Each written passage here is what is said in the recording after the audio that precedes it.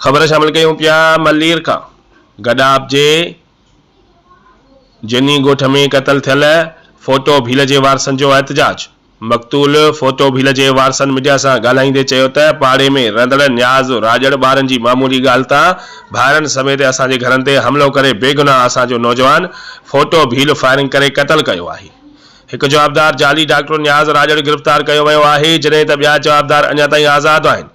असां सां वॾो ज़ुल्म कयो वियो आहे, जेको असांजो नौजवान गभरू पुटु क़तल कयो वियो आहे। कातिल नयाज़ राॼड़ ॾोहारी क़िस्म जो माण्हू आहे,